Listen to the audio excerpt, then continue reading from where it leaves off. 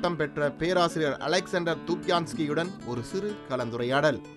ரஷ்யாவிலிருந்து தமிழ் மொழி குறித்து ஆராய்ச்சி செய்து டாக்டர் பட்டம், முனைவர் பட்டம் பெற்ற முனைவர் அலெக்சாண்டர் நம்மிடம் இருக்கிறார். அவரிடம் தற்போது ரஷ்யாவில் தமிழ் மொழியின் ஆதிக்கம், தாக்கம் எப்படி இருக்கிறது என்பது குறித்து தற்போது நாம் கேட்டறிவோம். தற்போது நீங்கள் இந்த தமிழ் மொழி நீங்கள் எப்படி கற்றுக்கொண்டீர்கள், எப்போது கற்றுக்கொண்டீர்கள், அதை குறித்து கொஞ்சம் சொல்ல முடியுமா? கிட்டத்தட்ட 40 வருஷங்களுக்கு முன்னாடி என்னுடைய நண்பர் ஒருவர் இந்த சம்ஸ்கிருத மொழி மாஸ்கோ பல்கலைக்கழகத்தில் படித்தார். அப்பொழுதோ நான் பல்கலைக்கழகத்தை சேர வேண்டும் என்று எனக்கு ஆசையாக இருந்தது. அவர் எனக்கு இந்த ஆலோசனை தான், நீங்கள் கண்டிப்பாக இந்த தமிழ் மொழியை முதலாக மாஸ்கோ பல்கலைக்கழகத்தில் இந்த தமிழ் வகுப்பை ஸ்தாபிக்க போகிறாங்க, நீங்கள் கண்டிப்பாக அதை சேர வேண்டும்.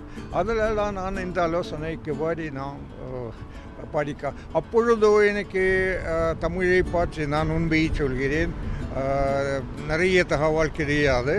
ஆனால் படிக்க எனக்கு ஆர்வம், நேசம் என்று சொல்லலாம் வந்துச்சு. அதாவது ஒரு தமிழ் மொழி மீது ஒரு காதலே உருவாகிவிட்டதுன்னு சொல்லலாமா? எப்படி தமிழ் மொழி ரொம்ப அழகான மொழி, எனக்கு ரொம்ப பிடிக்கும்.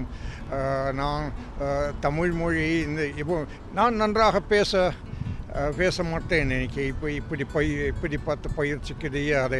ஆனால் தமிழர்கள் பேசுவதை கேட்டு எனக்கு இனிமையாக இருக்கும். தமிழ் பேசுவதை கேட்பதற்கு இனிமையாக இருக்குன்னு சொல்லியிருக்கீங்க.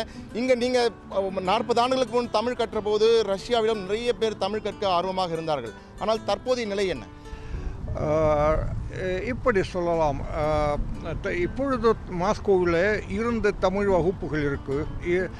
2 பல்கலைக்கழகங்களில், அரசாங்க பல்கலைக்கழகத்திலும் இன்னொரு பல்கலைக்கழகம் இருக்குது. அங்கே தமிழ் வகுப்பு இருக்கும். ஒரு வகுப்பில் 4 பேர் கற்கிறார்கள், மற்றொரு வகுப்பில் 5 பேர்.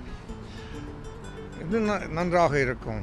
ஆனால் முக்கியமான கேள்வி என்றால் அப்புறம் என்ன நடக்கும், இது தான் கொஞ்சம் கஷ்டமான சூழ்நிலை இருக்கிறது.